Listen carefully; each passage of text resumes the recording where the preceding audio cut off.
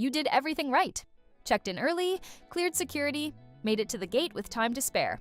Then, a gate agent points at your bag, points at the metal frame, and your stomach drops. Here is what changed for 2026, and exactly how to stay ahead of it. The size trap. The bag you've flown with for years might not make it onto your next flight. Not because the size limits changed, because the enforcement did. Most major US airlines still list the same carry-on limit, 22 by 14 by 9 inches. American, Delta, United, JetBlue, and Alaska all use this standard.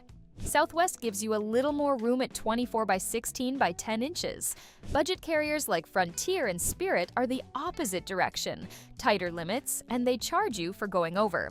But here's the part most travelers miss entirely. That measurement now includes everything. The wheels on the bottom, the handle extended at the top, the pocket on the front that puffed out because you overpacked. All of it counts. Airlines have started replacing the old honor system with automated scanners at the gate. These are sensor-equipped frames that measure your bag instantly. No negotiation. No sympathetic gate agent looking the other way. If your bag fails, it fails.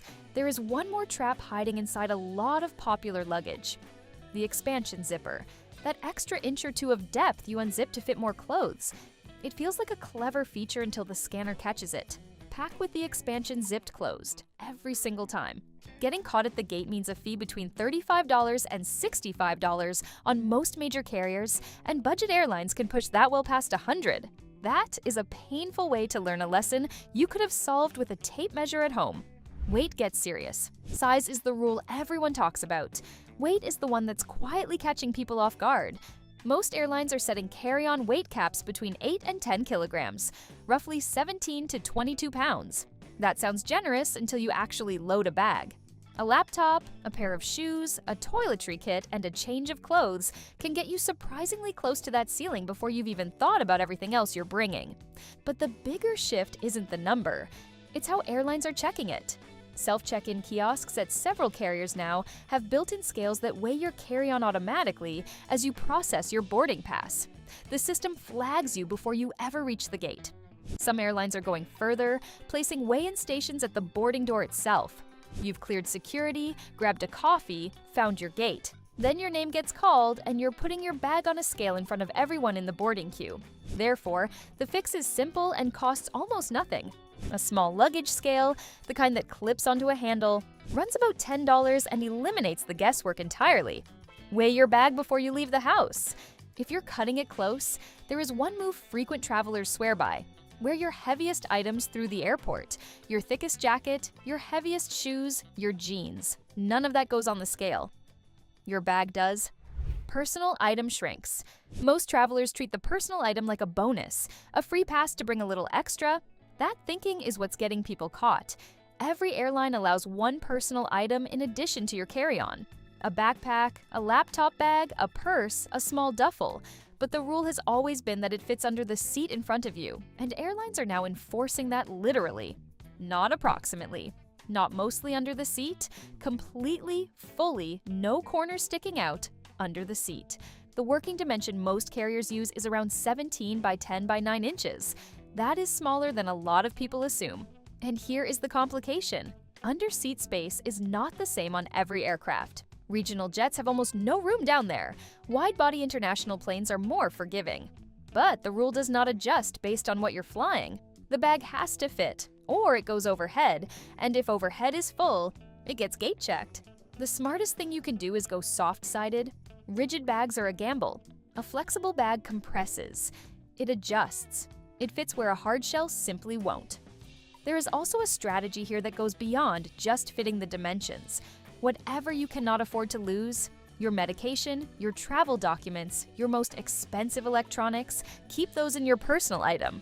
If your carry-on gets pulled at the gate, your personal item stays with you. Here is a quick one for the comments. Are you team carry-on only, or do you always check a bag? Drop it below. Liquids, sort of. For nearly 2 decades, the liquid rule has been the most complained about, most argued over, most eye-roll-inducing part of airport security. In 2026, it is finally starting to change. Sort of. The 3-1-1 rule is not gone, but it is loosening at certain airports, thanks to the rollout of CT scanning technology that can screen full-size liquids without requiring you to pull them out of your bag. Major hubs like Atlanta, Dallas, and Denver are already running these upgraded systems, which means at those airports, your full-size shampoo, your regular bottle of moisturizer, your actual size toothpaste can stay in your bag and go right through. But here is where travelers are getting burned. The rollout is inconsistent. A smaller regional airport you're connecting through may not have the new scanners yet. You breeze through your home airport with a full bottle of conditioner, then watch it get confiscated at your layover because that checkpoint is still running the old system. Therefore, pack defensively regardless of where you're departing from. Keep your liquids in a clear, accessible pouch near the top of your bag. If the new scanners are there, great. If they're not, you can pull the pouch in seconds without unpacking everything. One workaround frequent travelers are already using is switching to solid alternatives. Shampoo bars, solid deodorant, solid sunscreen.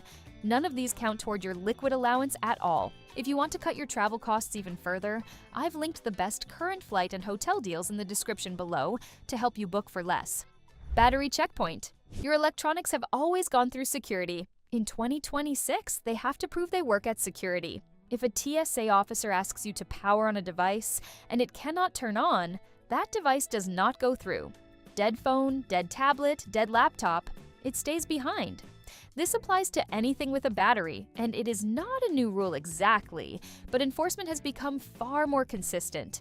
Charge everything the night before you fly, not in the morning when you're rushing, the night before. Power banks are where things get more specific. The number that matters is watt-hours. Under 100 watt-hours, you are fine.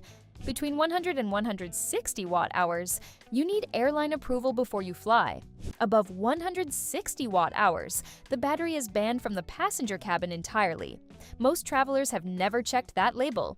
You find the watt-hour rating printed on the battery itself, or you calculate it by multiplying the milliamp hours by the voltage and dividing by 1,000. Airlines are also capping how many battery-powered devices a single passenger can bring on board. When you count your phone, laptop, tablet, wireless earbuds, smartwatch, camera, e-reader, and power bank, you can hit that ceiling faster than you'd expect. Therefore, before you leave home, snap a quick photo of the spec label on each of your devices. If you get questioned at the checkpoint, you have your answer in seconds instead of standing there guessing while the line backs up behind you. Smart bag warning. If you own a suitcase with a built-in charger, a GPS tracker, or any kind of integrated battery system, this section is specifically for you.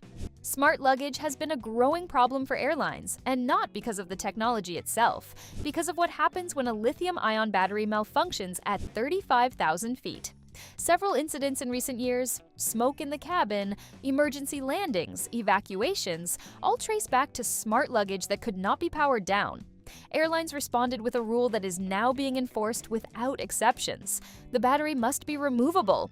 Not theoretically removable, actually physically removable on the spot if asked. But here is the trap. A lot of smart luggage on the market looks compliant, but isn't. The battery is technically accessible, but effectively built in. If a security officer asks you to remove it, and you can't do it cleanly and quickly, the bag either gets checked empty or stays behind entirely. When shopping for smart luggage, look for labels that say TSA approved removable power system or similar language confirming the battery detaches with a single press. Some manufacturers are offering retrofit kits for older models, but not every bag can be upgraded. Therefore, before your next trip, test the removal yourself at home. Open the slot, take the battery out, put it back in.